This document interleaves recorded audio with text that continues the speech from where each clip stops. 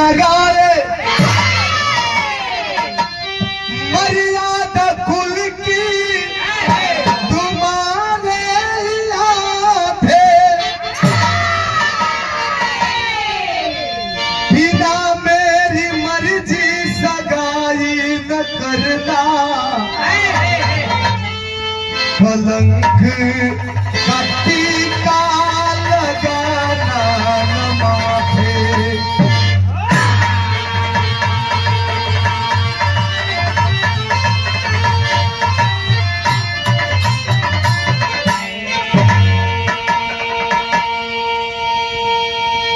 श्रावस्ती नगर का रहे वाला बाबू सेठ सुलोचन जेकर इकलौती बिटिया एक बिटिया नाम है पचारा खूबसूरत बिया सयान बिया लेकिन इस समाज का रंग ढंग देखे रवैया देखे बाबू सेठ सुलोचन जी का मन बड़ा डराया है काहे कि समाज में बनावे वाला लोग कम और बिगाड़े वाला लोगों की संख्या ज्यादा बा। यह बात अपने बेटी के पजरे बैठा के समझावत हरन पजरे बैठा देहलन अपने माथ का पगड़ी उतार के ओकरे पैर को लगे रख के एक बाप हो के दसों ना जोड़ लेलन हाथ जोड़ लेलन कहा कि बेटी तू चाहू ते समाज में कहीं भी हम सर उठा के सीना तान के बोल सकीला बतिया सकीला फख्र से जी सकीला तू ना चाहबू तो कहीं मुंह दिखावे लायक ना बिटिया कलश के रुआ कहल का चाहता नहीं शेष सुलोचन लिखा हमरा कहे कि यह मतलब बा कि इस समाज में बनावे वाला लोग कम बिगाड़े वाला लोग ज्यादा बा कहे कि यह मतलब बा कि कोई का बहकावा में आके ऐसा कौनो गलत काम मत करिया जौना से हमार कोरी पगड़ी दागीदार हो जाए हमरे मर्यादा पर इज्जत पर कलम कथा पालन जाए कहले का मतलब कि अपने मर्जी से बिया मत करिया ना तो कहीं हम मुंह दिखावे लायक ना रह बिटिया कलश की बाबूजी चिंता मत करी हम ऐसा कौनो गलत काम ना करब जौना से आपका कोरी पगड़ी में दाग लगे मान मर्यादा के ठेस लगे अपने इज्जत को दुहाई देता कौना भाव में एक लाइन गजल मास्टर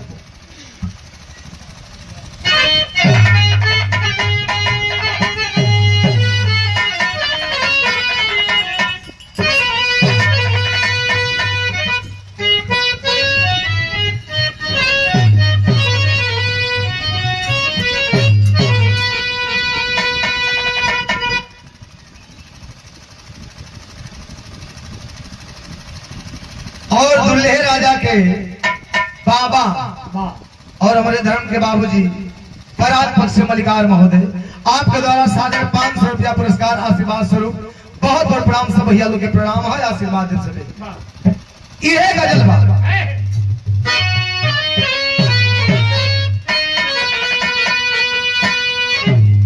कोई आशिक अपनी बिछड़ती हुई मासूका से कहता है कि तू तो होत भोरे चल जाइबो खैर एकरा में तार दोषो नहीं के लेकिन एक हमर काम करिया का कहले बा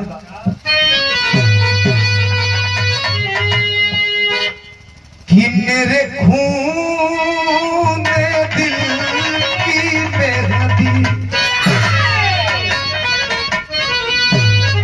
मेरे खून दिल की मेहंदी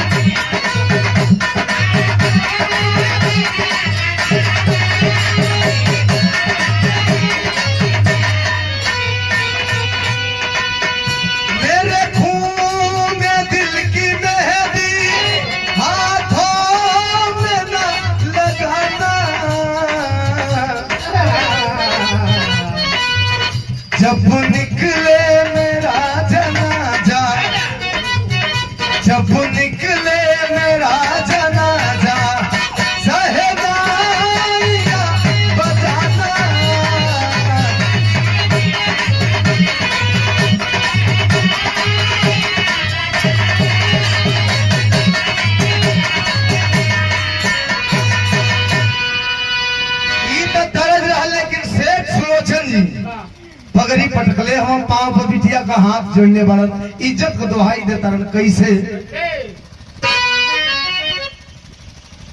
चला यार कि लागे कहीं ना दागी कि लागे कहीं ना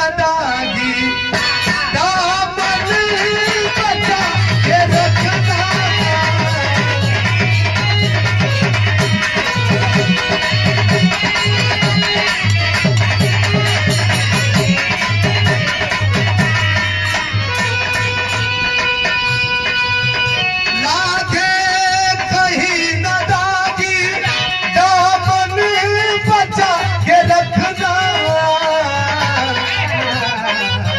कहीं टूटने न पाए कहीं टूटने न पाए सपना सजा के रखना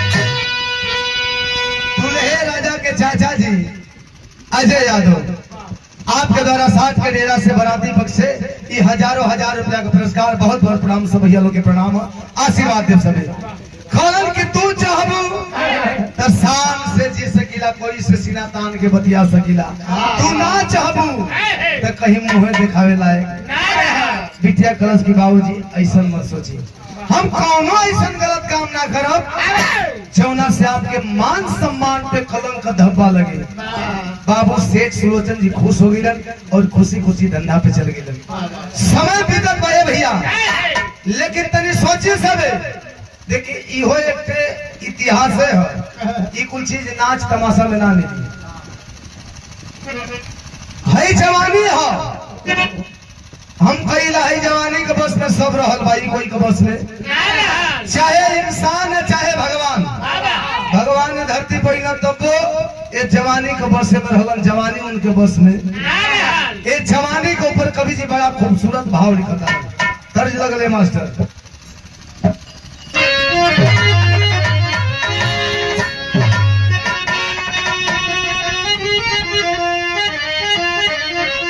देखा कोनो दुल्ही का दुल्हा तनी पिय पड़ कोनो नासा बाकी ना है एक दिन पार्टी हो गई कई जगह पार्टी अटेंड कर एक जगह गई तो अंग्रेजी मिल गई दूसर का जगह गई तो देसी भेटा गई तीसर का जगह गई तो बियर मार के फिट हो गई चौथ का जगह गांजा खींच लहलस अब पांचवा जगह तड़ी खाना में पहुंच गई कई प्रकार का पियलस भिन गई लौट गए बिहान का ढलस हुई जब घरे पहुंचल है तो दुल्हिया ओरहन देतिया गुस्सिया के लेकिन गुस्सा में भी प्यार है कैसे कहे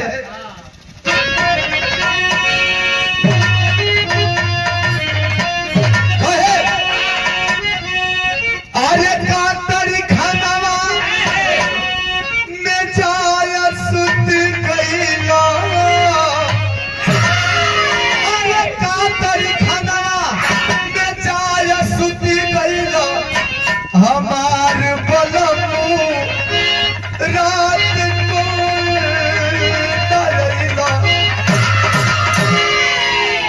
ये तो बानगी रहल ले हजार रहल लेकिन भाव हो ई जवानी के ऊपर कैसे अरे धन दौलतिया छुपे सोना चांदी अरे धन दौलतिया छुपे सोना चांदी छुपे नहीं परादे में जवानी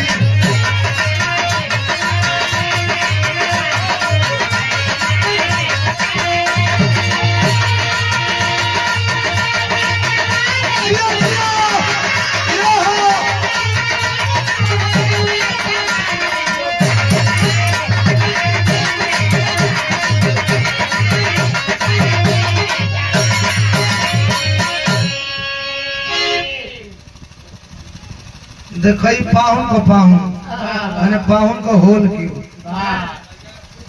लड़का का फूफा तो है ना बोला अब हमारा हिसाब से होले क्यों हो गया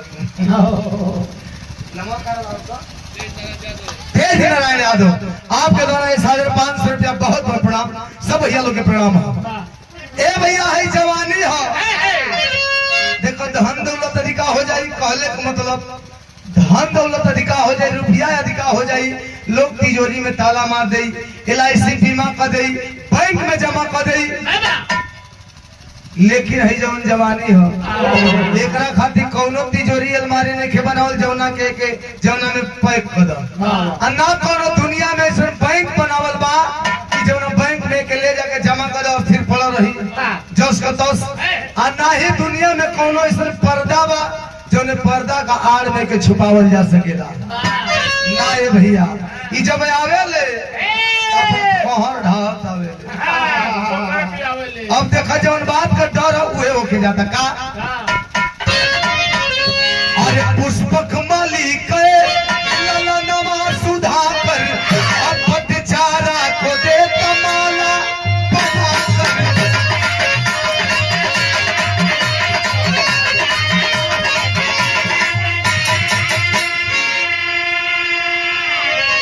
अरे डूब गई ने दोनों परमा के पानी डूब गई ने दोनों परमा के पानी छुपाए नहीं करा दे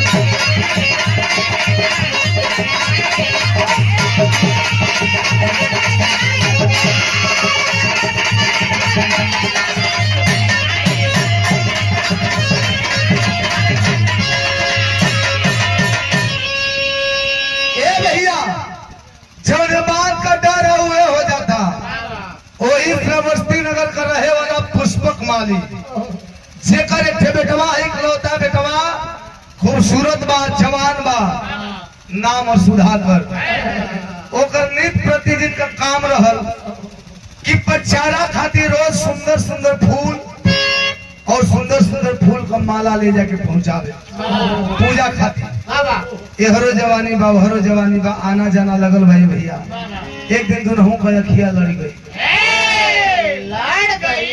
हाँ हो फूट गई नैनचार हो गई इस हो गई मोहब्बत हो गई जब प्यार हो गई तो बेचैनी दोनों ओर बढ़े लगल एक दूसरा के देखला बिना कोई का चैन ना है यानी धीरे धीरे धीरे धीरे प्यार में जितनी भी हदें होती है पार होने लगी।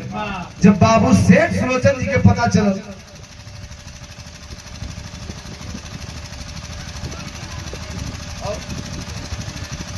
गुंजन और कीर्ति दोनों बच्चियां गौर से 100-200 रुपया बहुत बहुत आशीर्वाद से भैया लोग के प्रणाम आशीर्वाद दे सकते ए भैया जब सुधाकर और बच्चारा का प्रेम कहानी के बारे में पता चलल बच्चारा का पिता शेख सुलोचन जी के माथे हाथ डाले में कपारे का वो हम अपने कहा कि हम अपने बिटिया का पांव पर पगड़ी पटकली हो हाथ जोड़ लिए एक बाप हो गए लेकिन फिर भी हमारे इज्जत करके परवाह ना अगर हम नाचे तो हमारी इज्जत ना बची इज्जत बचावे खातिर करत काम तर्ज बदल गई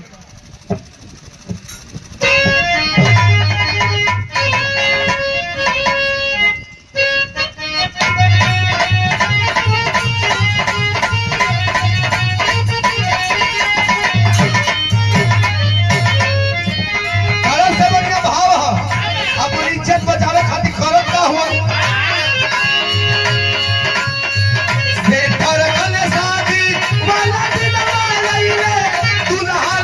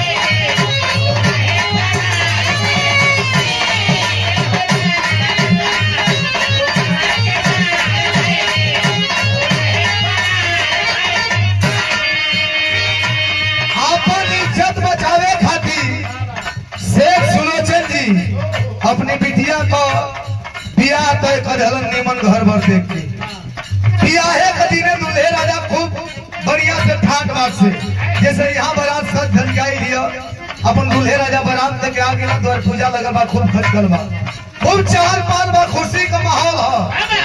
लेकिन यह पटचारा का कैलस कि घर में जितना रुपया पैसा रहल गहना गिठो रहल एक थे मोटरी में बांध के और अपने आशिक सुधाकर के संगे पिछला दरवाजा से फरार मचल हाहाकार कि सेठ सुलोचन जी का बिटिया पटचारा भाग गई अपने आशिक के संगे। अब तो सेठ सुलोचन जी का मुंह करीखान फुता गई कहीं मुंह दिखावे लाए तो सेठ जी का इज्जत तो बिगड़िए गई लेकिन सुधाकर पटचारा भागत भागत गई कहा पटचारा सुधाकर बहुत दूर गई है घर भी मजबूर पहले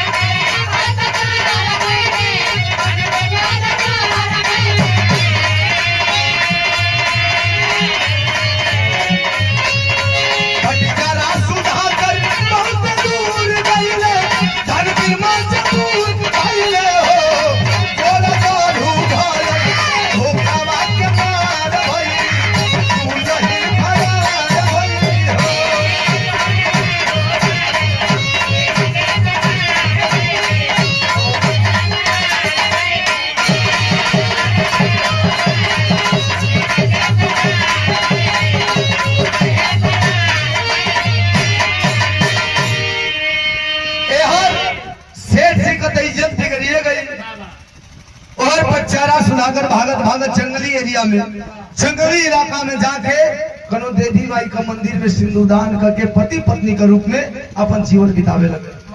समय धीरे धीरे बीतत गए भैया। एक दिन पटचारा उदास बैठल बारी सुधाकर के ओर से घूम फिर के ना देखना उदास का हो नैहर का याद सतावत का कहली कि ना जी जब सबके छोड़ के सबके त्याग के और हाथ बांधा के आगे रुआ साथे जीवन बितावे खातिर फिर पीछे मुड़ के कहां देखे के बाद लेकिन हाँ चिंता है कौन चिंता कौने बात कहले कि जितना रुपया पैसा रहल खत्म हो गई जौन गहना गिठो रहल वो बेच के खा के नहीं जा वही में हम मम्मी बने वाली बानी तू पापा बने वाला बड़ा। अब तक समझ में नहीं आवत कि जिंदगी का गाड़ी आगे कैसे बढ़ी। सुधाकर इतना चिंता मत करा हमरा पर भरोसा करके जिंदगी बितावे का फैसला लेने बाड़ू तो तोसे वादा कि हमरा जीते जी तो के दुख के परछाइयों टच ना करी कैलन हका कभी जी तेरी को हम नहीं कर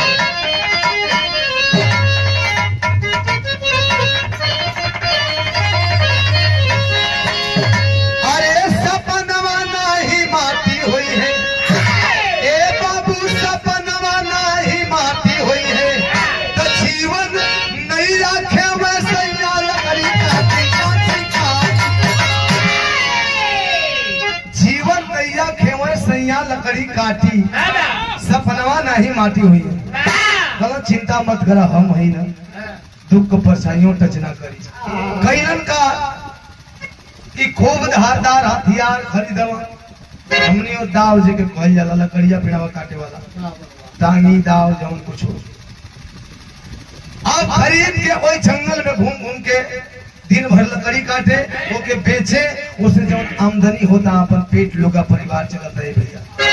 धीरे धीरे समय बीतत बा लेकिन धीरे धीरे वो दिन आ गई कौन दिन विदेशिया का भाव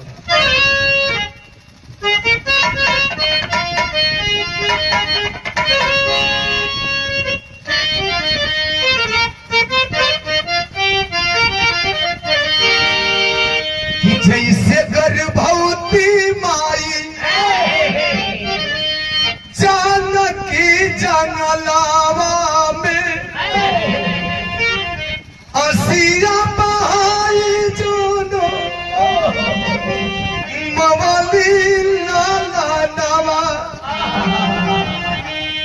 वैसे पटचारा एक लाल जाना मवाली हो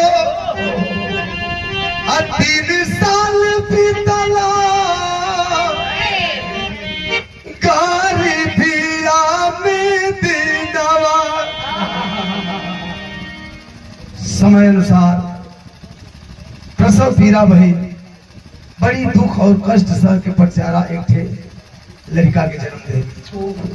जन्म देहला के बाद धीरे धीरे समय बीतत बा 3 साल समय बीत गई, यानी उ लड़का 3 साल का हो गया। तब दूसरा गर्भ धारण कैली पात चारा जब कहली सुधा कर ढाई की चारा दवा। 3 साल बाद दूसर का गर्भ जब धारण कर लिया, दुख बर्दाश्त नहीं किया, एक दिन जाके अपने पति सुधाकर का पांव पकड़ के आंख में आंसू बा हाथ जोड़ के बिलखत तरीके से एक हमार निवेदन सुननी खबर कुछ करी ना, लेकिन आज कुछ कहल जाता का कहता इतने बिनती आपा तो से हमार स्वामी हमके बेटाई देबो बाबुल के भावनावा। हाथ जोड़ के रोज बिलखत बरी के सैया जितना हो सकल दुख बर्दाश्त कर ले। पहले एक लड़कों की पैदा के लिए, लेकिन अब दुख बर्दाश्त नहीं के और एगो काम करी कि हमके हमारे बाबूजी का लगे पहुंचा दे। हो सके तो वो चली माना तनी गलती भइल बा, लेकिन छोट बचपन का जब मासूम चेहरा देखिए मम्मी पापा हमने की गलती भुला के हमने की माफ कर दिया, लेकिन हमके अपने बाबूजी के लगे पहुंचा दे। जब इतनी बात सुधाकर सुनला हम कि तहार कहल जायज बा, तारे में गलती नहीं की, लेकिन तरीके से एक हमार बात सुनला समझावा तर्ज बदल के।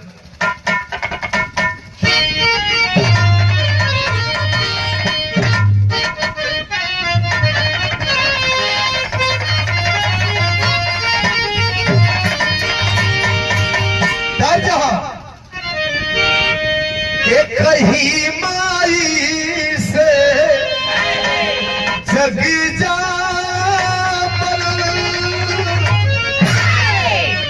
ये कहीं माई से जग जा केहू सुखिया केहू दुखिया भेद बड़ा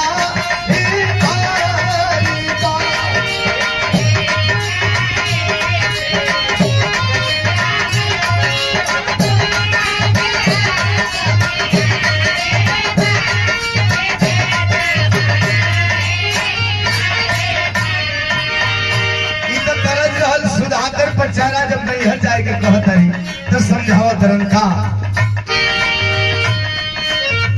नहीं नाज करो नहीं हरवा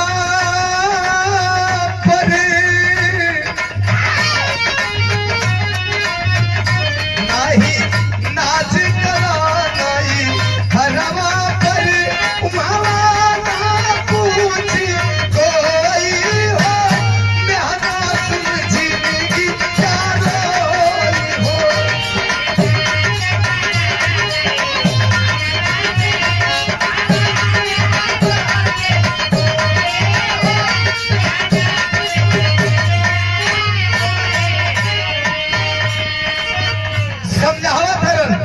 नैहर जाए कहतरू। एक बार दिल दिमाग में बैठा लखूटा बांध वहां जेबू तो के मेहना ताना का अलावा और कुछ मिलने वाला कहा है जाना थरू। ये जमाना में पुरखा पुरनिया लोग बूढ़ बुजुर्ग लोग एक कहावत कहले बा जवन कटु सत्य बा कोई ओके झुठला ना सकेला का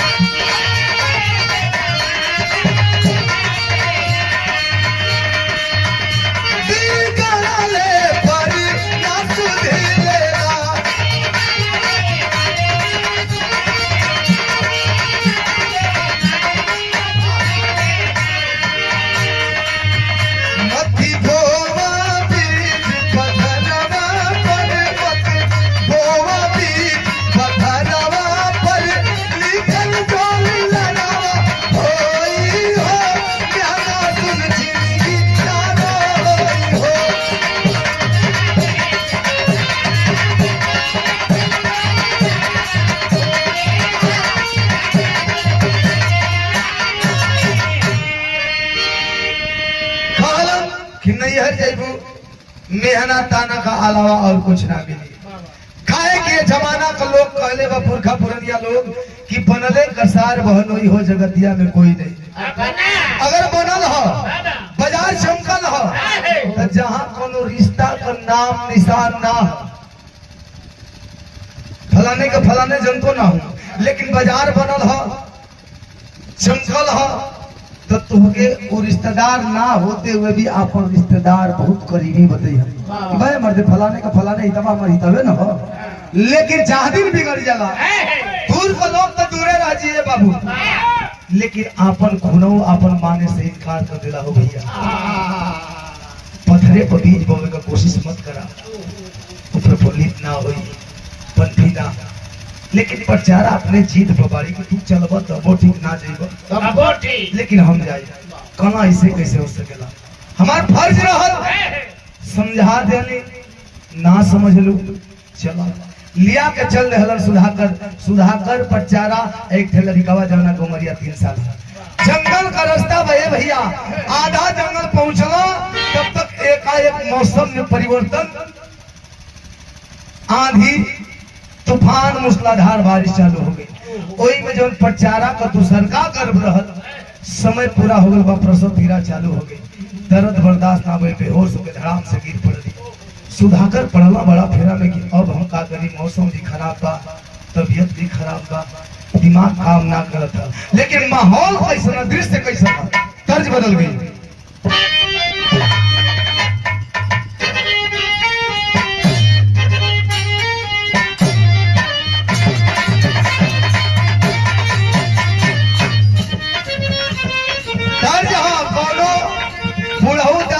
जमाने का देवर अपने भौजाई से मजाक कैलस। देखा आज का देवर अगर भौजाई से मजाक कर दिया सन तो 2 गो में एगो होई। अगर खास देवर हो अगर भौजाई से मजाक कर दे, ऐसा जनरेशने चल देले बाद भौजाई से मजाक कर दे तो बिहान भइले बंटवारा तय। अगर पड़ोस का देवर होगा मजाक कर दे तो जरूर 2-4 जना का कपार फूटल फाटल लौकी। लेकिन बार बुढ़ऊ दादा लोग का जमाने का देवर मजाक कर लिया कैसे कुल को आ जाए, लेकिन सफाई से पर्दा कैसे कि भौजी तोहरी नु हो,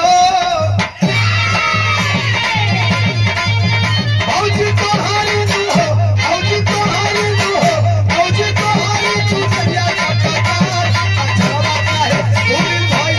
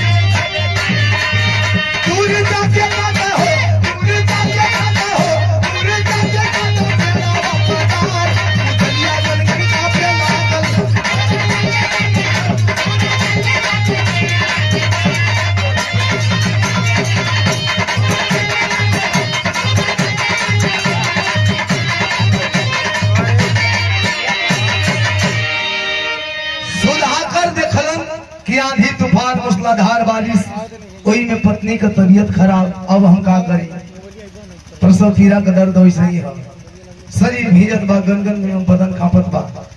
थोड़ी के देर में उनके दिमाग में उपाय आई कि जंगल में बटले वाली हथियारवा लकड़िया काटे वाला संगे है, काहे को है रोजी रोटी का आधार रहा। सोचा था कि काहे ना जंगल में से घूम के पातर पातर टहनी खूब गच्छिल पतई वाला झोपेदार पत्ता वाला काट के अब मड़ई टाइप का बना दे तो कुछ राहत मिली, फिर मौसम ठीक हो तो आगे बढ़। अब का कैलन कि बेहोश प्रचारा के छोड़ के पजरे लइकवा के बैठा के, जब पहिलका लइकवा 3 साल का बैठा के वो जंगल में निकल गेलन छोड़ के। जंगल में घूम घूम के अपने मशरफ लायक पातर पातर टहनी खूब गच्छित पतई वाला झुकेदार पत्ता वाला काटत हुआ। तब तक संजोग गड़बड़ाता है भैया, तर्ज बदल गया।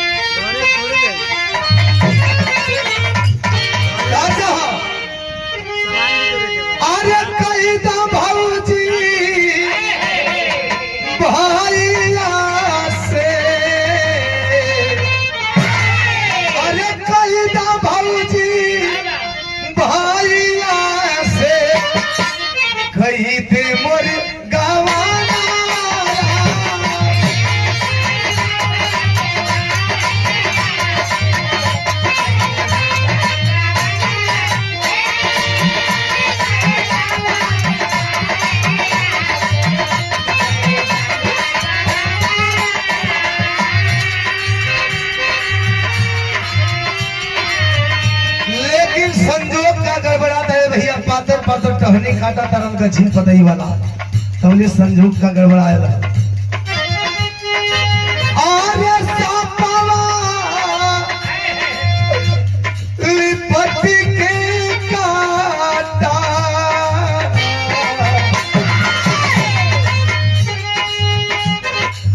सापावा लिपटी के काटा सापावा लिपटी के सुधाकर की माया हो।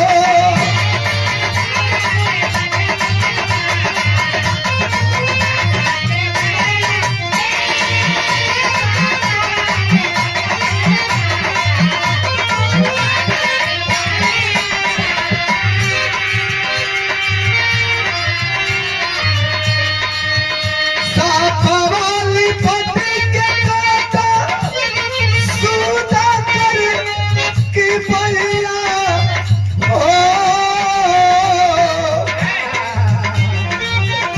उदारा प्रसावा पीरा उदारा प्रसावा पीरा जो हेले दुलाइया हो।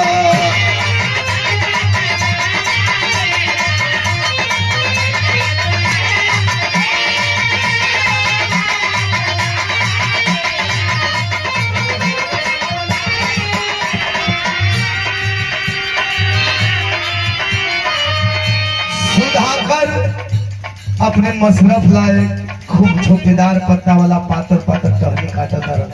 अबे जरूरत पर पूरा ना बोले भैया, तब तक एक टहनी पर जी वही वार कैलन हा, सर्फ लपटाया हुआ था, हाथ में डंक मार दिया, फिसैला था, मुंह से गाज निकलने लगा। अब सुधाकर जिंदगी और मौत के बीच क्षणिक पल का मेहमान है, लेकिन थोड़ी देर के लिए सुधाकर को इसकी हालात पे छोड़ते हैं, चलते हैं पटचारा के तरफ। पटचारा जब बेहोशी हालत से होश में आती है, प्रसव का दर्द वैसे ही है, लेकिन देखती है पास में वो 3 साल का बच्चा बैठा हुआ है, पति का पता ही नहीं है। मन घबराए लगल, छटपटाए लगल, मने में कौन फकी है प्रभु, इतना खराब मौसम में गरम हो जगल में हमारे सैया अकेले कहाँ मिलन, हे प्रभु कोनो अनहोनी न हो जाए। लेकिन अनहोनी तो हो चुकी है। अब चलते हैं फिर सुधाकर की हालात पे। सुधाकर जिंदगी और मौत के बीच क्षणिक पल का मेहमान है, लेकिन किया क्या?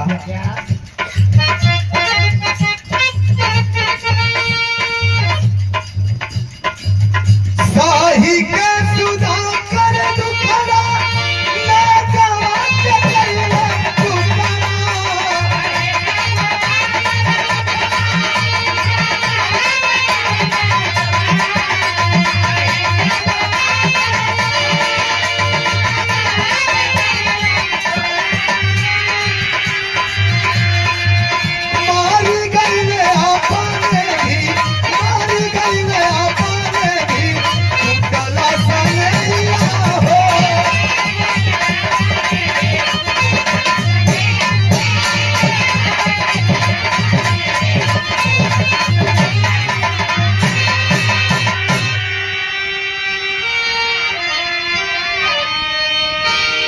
सुधाकर जिंदगी और मौत से लड़ते लड़ते जिस हथियार से लकड़ी काट रहा था, टहनी काट रहा था, उसी हथियार से सर्प को भी मार दिया, काट दिया।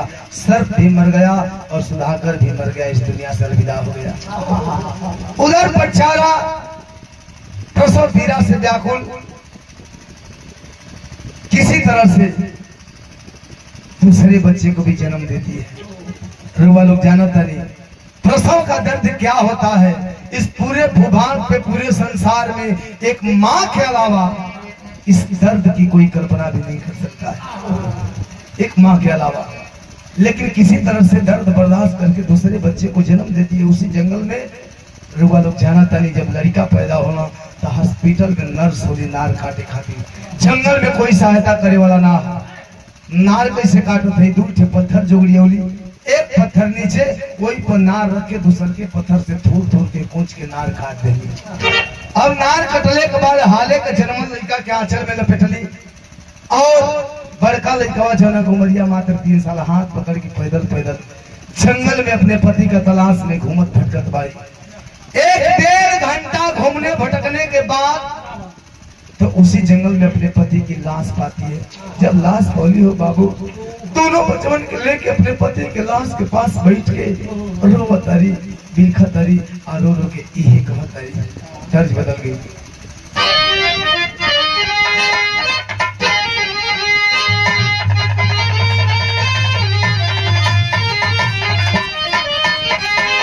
माई बहन लोग आवे, अरे गंगा माई के ऊंची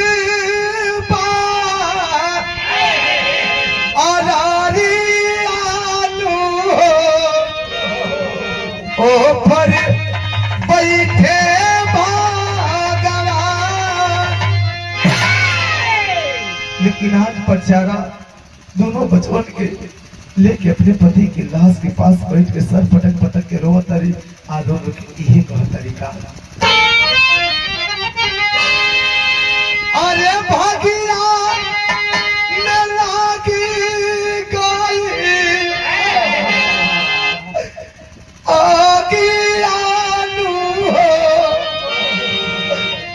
नैया पड़ल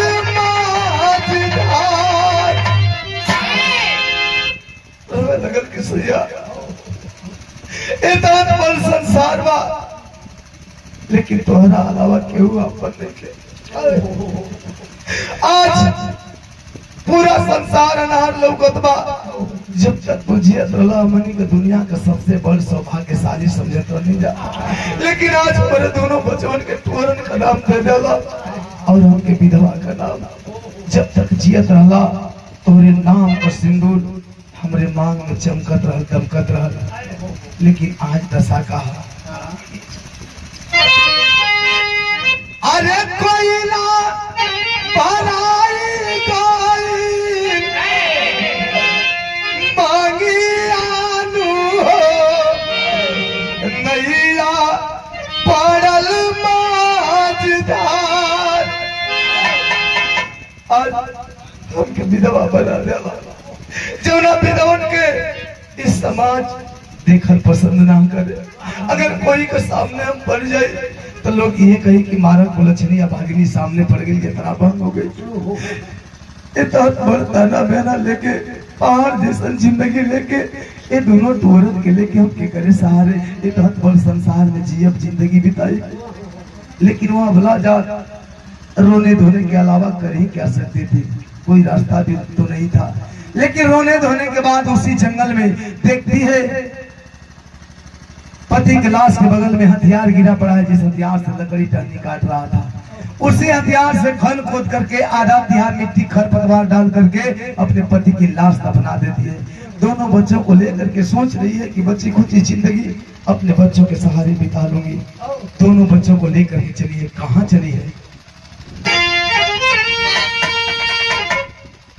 बच्चवन के लेके चलली नहीं हर नागरिया, अब पिछावा में रोक लिया नसना दिया दारिया।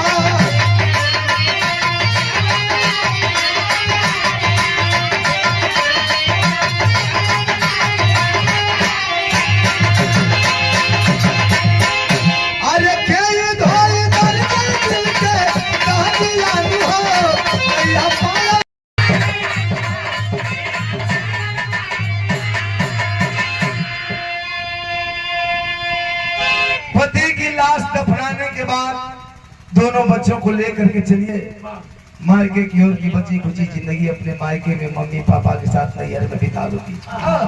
लेके चल रही है भैया जंगलवा से जे वही बाहर रही तो बाहरवा देखत एक नदी है, नदी में पानी ज्यादा है, धार भी है। नदी के किनारे बैठ के रोवे लगली, झंके लगली कि बाहर प्रभु किस कलम से हमारी किस्मत तूने सवारी है, किस जुर्म की सजा दे रहे हो भगवान। अकेले होती तो कैसो नदी पार कर देती, दूठे बचपन के लेके छोट छोट लेकर के लेके कैसे नदी पार करी, रो तारी झंखा तारी। तब तक उनका दिमाग में उपाय सुझल बा। कभी जी सोरठी हम बताओ था कैसे।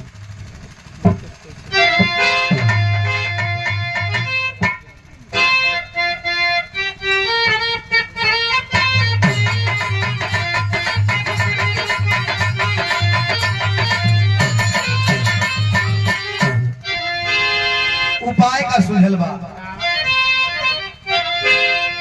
कि बड़का बेटा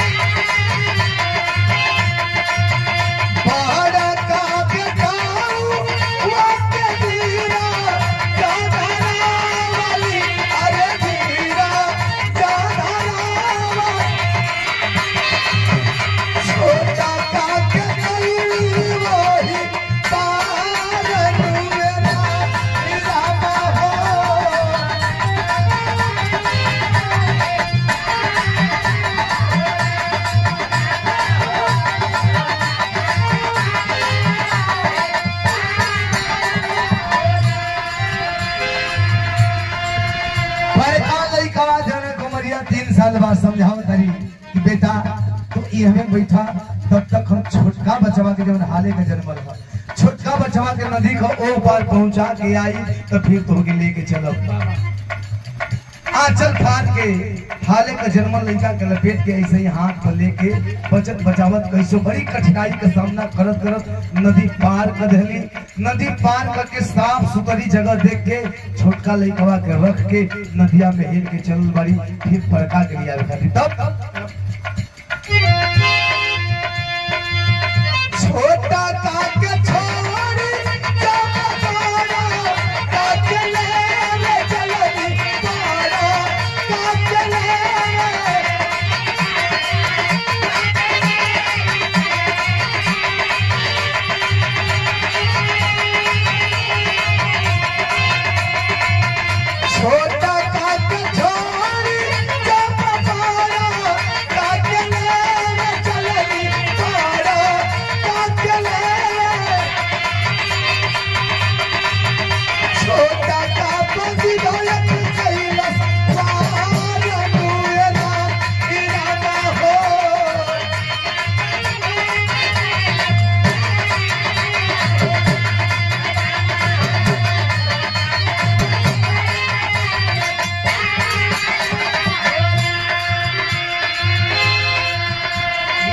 पार करके छोटका लड़कवा के साफ सुथरी जगह देख के रख के नदिया में हिल के चलल बड़ी। बड़का के लिए आवे खाती है भैया कहल जला माई के जेरा गाई कहो।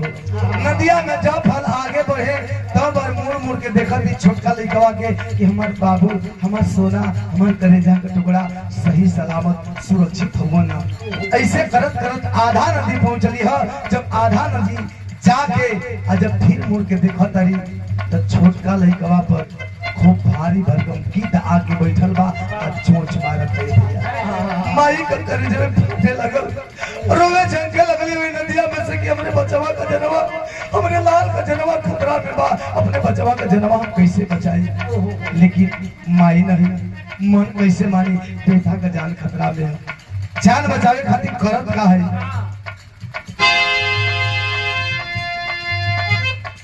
आरे की धावा उड़ावे खातिर ताली बजावेली। धावा के उड़ावे खातिर चिल्ला चिल्ला के ताली बजावत हरी कि गिधवा उड़ जाई, हमरे लाल का हमरे बचवा के जनवा बच जाई।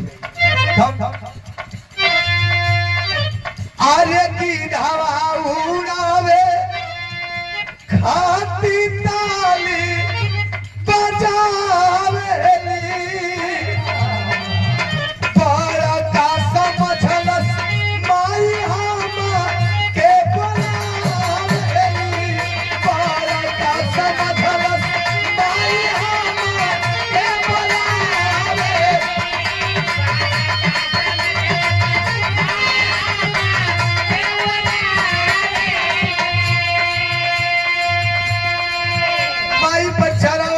बजावे चिल्ला चिल्ला के ताली बजावो तरी कि गिधवा उड़ जाई, हमारे बचवा का जनवा बच जाई।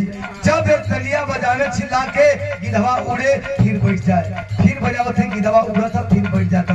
10-12 बार ऐसे कहला के बावजूद भी गिधवा भागल, खाली उड़े या बैठ जाए।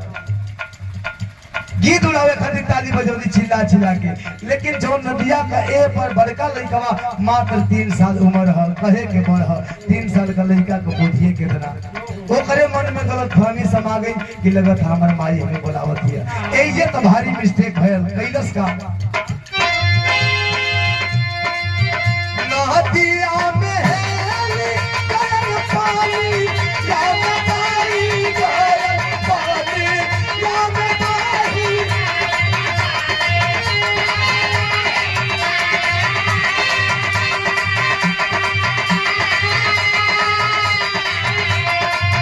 नदिया में हेली गरम पानी या बताई गरम पानी या बताई।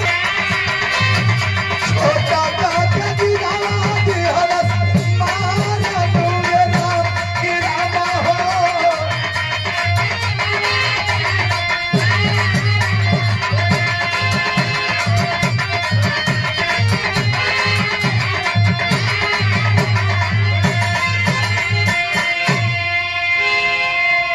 माई चिल्ला थी ताली बजावत है कि गिधवा उड़ जाई, हमरे बचवा के जनवा बच जाई। लेकिन गिधवा उड़ल ना। लेकिन नदी का ये पार बड़का लइकवा के लगल कि लगत हम माई हमें बुलावत दिया।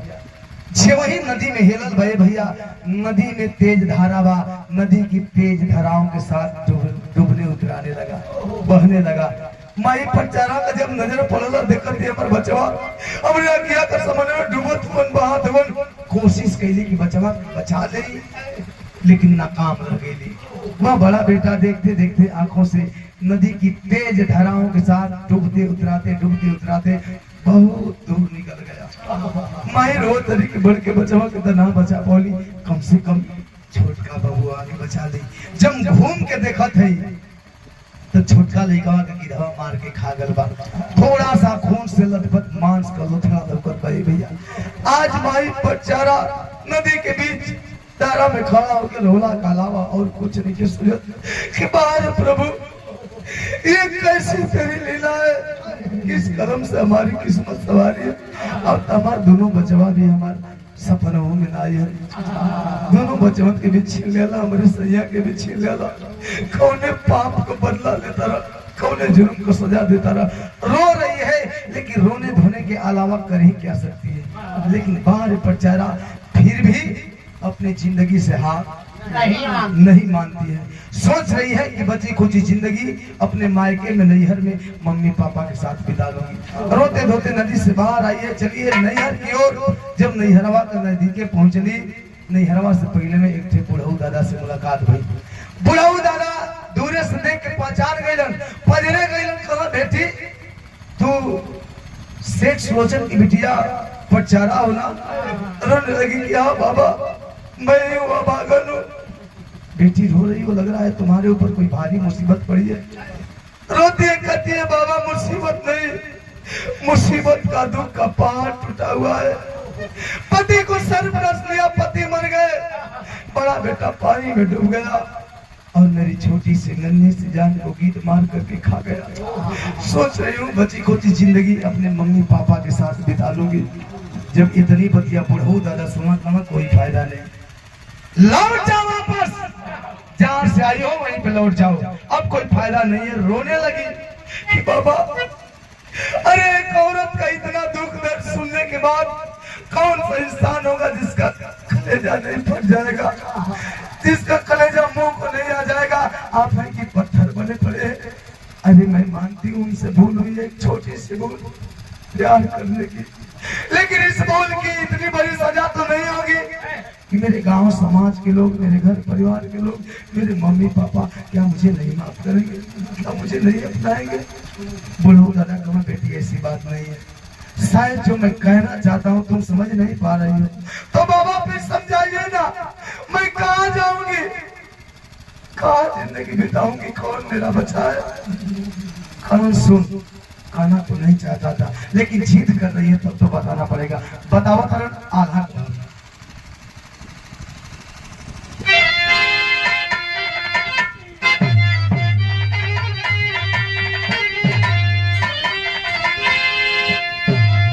अरे विधि के विधान कोई अरे कबहू न बदले बेटी,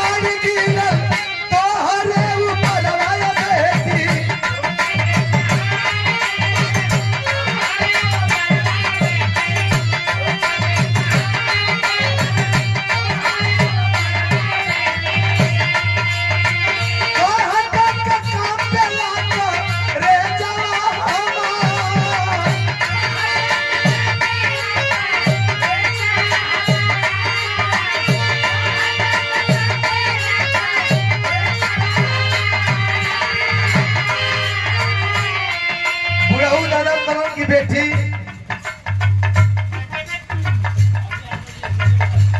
अजय यादव जेसीबी ड्राइवर, आपके द्वारा 100 रुपया भैया के प्रणाम, सब भैया लोग के प्रणाम। कलन की बेटी एक बात दिल दिमाग में बैठा लेना, खोटा बांध लेना, जो विधि का लेख होता है, जो विधाता ने लिख दिया, जिसके माथे पे जो लकीर खींच दिया, उसे कोई माई कलाल ना ही बदल सकता है और ना ही जो होने को रहेगी हो जाएगी कोई टाल सकता है। ना कोई माई कलाल पैदा हुआ है और ना कभी पैदा होगा।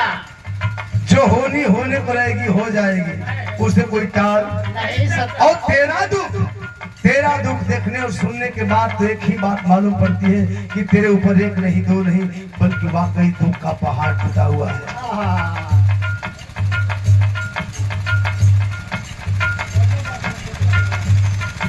अजय यादव हार्वेस्टर के ड्राइवर 50 रुपया भैया के प्रणाम, सब भैया लोग के प्रणाम बा। जो होने को रहेगी हो जाएगी, उसे कोई टाल नहीं सकता। और तेरा दुख तो वाकई में दुख का पहाड़ है, एक तो दुख नहीं है, लेकिन तेरे ये दुख का मैं बयां करूं मेरी हिम्मत नहीं है, लेकिन अगर तुझमें सहने और सुनने की क्षमता है तो सुन, बता रहा हूं। बताओ था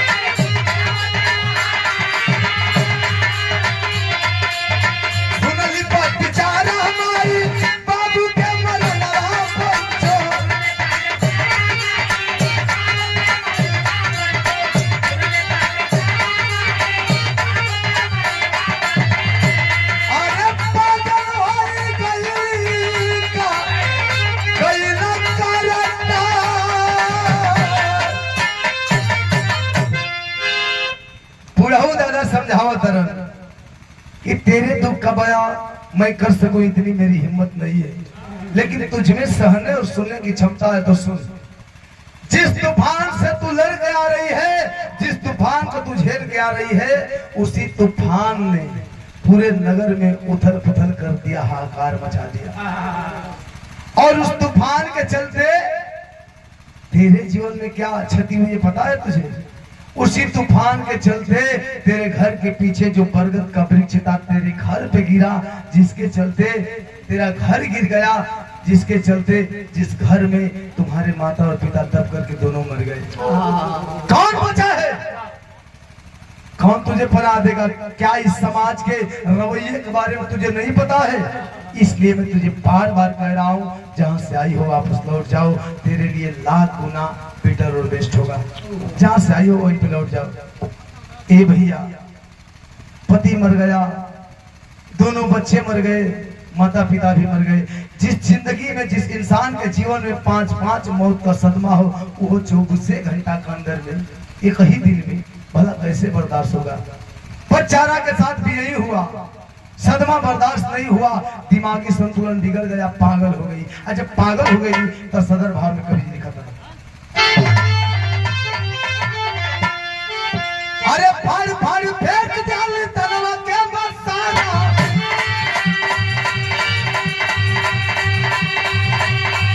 अरे गली गली घूमे लगली होली के उधार, अरे देखला तमाशा मारे लोगवा पठाना, अरे तनवा के ढाके देखना और समझना,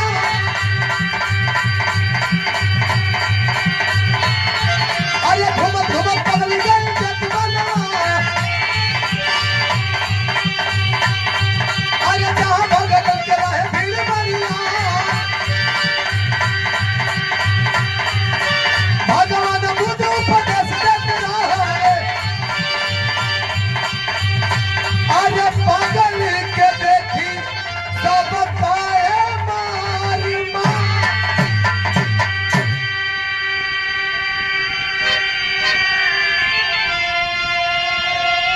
5-5 मौत का सदमा बर्दाश्त नहीं हुआ, दिमागी संतुलन बिगड़ गया, पागल हो गई पचारा।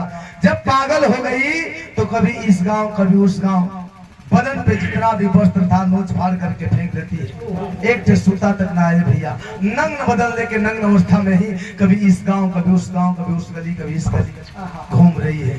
समाज में कई तरह के लोग बा, जे शिक्षित बा, सामाजिक बा, जे दूसरे के बहन बिटिया का इज्जत करे वाला बा, जे दूसरे के इज्जत के अपन इज्जत के बराबर समझे वाला बा। वो पचरा का दशा देख के लोग अपने वस्त्र के जो एक्स्ट्रा वस्त्र, अंगोछी, चादर, गमछा कुछ भी हो, जो एक्स्ट्रा रहल उससे लोगों कर बदन के ढके, लेकिन जो चोर चुहार आवारा किस्म का हुआ वो पचारा के देखे तो उल्टा सीधा बोली बोले, ढीला पत्थर मारे। लेकिन क्या फर्क पड़ने वाला है? वो पागल है, कोई फर्क पड़ने वाला नहीं है। लेकिन वह पागलपन में घूमते घूमते घूमते घूमते एक रोज चेतवन में पहुंची है, जहां भगवान बुद्ध अपने तमाम भक्तों को उपदेश दे रहे थे। तमाम भक्तों की भीड़ लगी है। जेसीबी ड्राइवर अजय भैया, आपको जरा पुनः 50 रुपया, बहुत बहुत प्रणाम। तमाम भक्तों की भीड़ लगी है और जाकर के नग्न अवस्था में ही पचारा भक्तों के बीचों बीच खड़ी होगी। सारे भक्त बौखला गए कि मारो, कहां से पागल आ गई, जल्दी मार के भगाओ, नहीं तो भगवान जी गुरु जी नाराज हो जाएंगे। लेकिन भगवान बुद्ध जी जब सुने हैं भक्तों की बात, सबको डांटते फटकारते हुए रोकते हैं। खबरदार, कोई ऐसा घिनौना करतूत नहीं करेगा।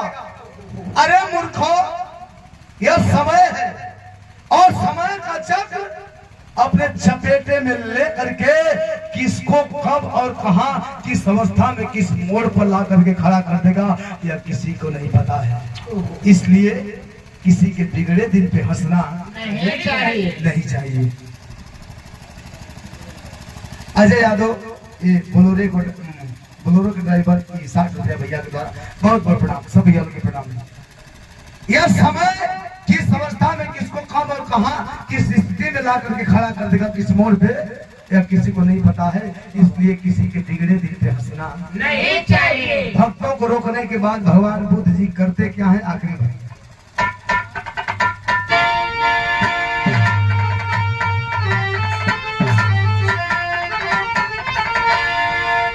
अरे भगवान बुद्ध कुल पूजा बतिया लग जा हमारे छतिया धर्म के बिटिया।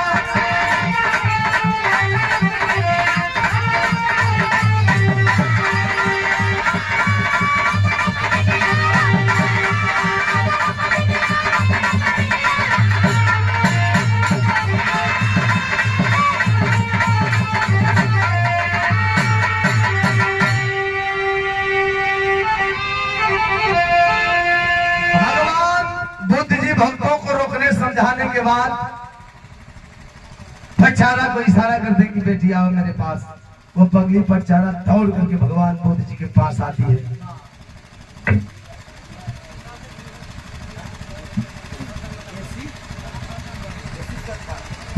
ऐसी सरकार दुल्हे राजा के भाई 100 रुपया आशीर्वाद बा सब भैया लोग के प्रणाम बा। भक्तों को रोकने समझाने के बाद कहते हैं बेटी आओ मेरे पास। पचारा दौड़ करके भगवान बुद्ध जी के पास आती है। जी वही पास आती है तो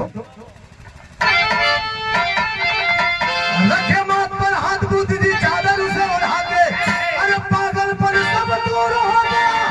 तब कहीं होश में आके कहीं से दिया खोल के ढाक दिया धर्म का बिटिया। जो ही पास आती है अपने बदन का चादर उतार करके भगवान बुद्ध जी उसके बदन को ढक करके जैसे एक बाप अपने बेटी को सीने से लगाता है सीने से लगा ली। सिरवा से लगा के ऐसे ही मथवा पाथवा फेर देवा। जे वही हाथवा फेर रहे भैया पले भर में ऊपर कुल पागलपन दूर। जब पागलपन दूर हो गए पहले जिसमें स्वस्थ हो गए रोने लगा। हाथ जोड़ के गोड़ पर गिर गई प्रभु क्यों आपने मुझे नरक भरी जिंदगी वापस दिया। अरे जिसके जीवन में ना कोई अपना बचा है और एक औरत के लिए अबला के लिए सबसे अनमोल थाती उसकी इज्जत और आबरू होती है। जब वही नहीं है वही लूट चुकी है मैं कौन सा मुंह लेकर के समाज में जी पाऊंगी कौन सा मुंह दिखाऊंगी। इससे तो बेटर होता आप मुझे मौत दे दिए होते। जब इतनी बात सुने भगवान बुद्ध जी तो बोल पड़े क्या क्या लेकर आई थी दुनिया में था भी। अरे इस दुनिया में माया मोहनी अरे सबको नाच नचाती जैसे होले दूर गतिया धर्म का बिटिया।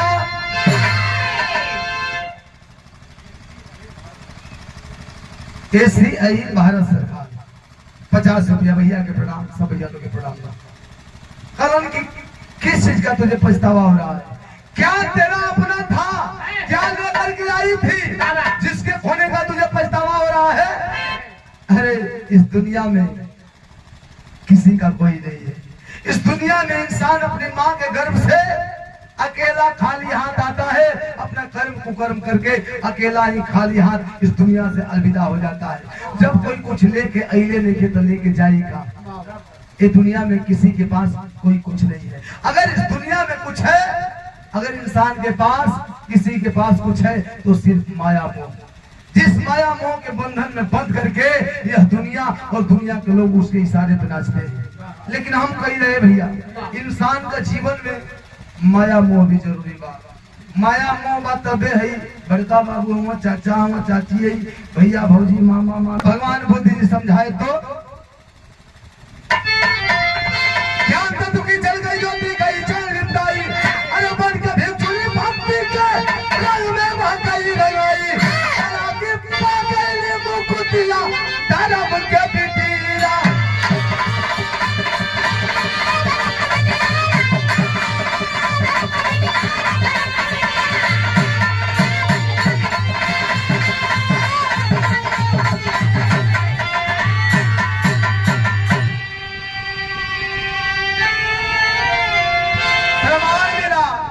भगवान बुद्ध जी के उपदेश के द्वारा पचारा को ज्ञान प्राप्त हुआ और उन्हीं के चरणों में उसे भक्ति और मुक्ति दोनों प्रदान हुई। हमारा कहने का मतलब ए भैया इंसान का जीवन में 24 घंटा होगा।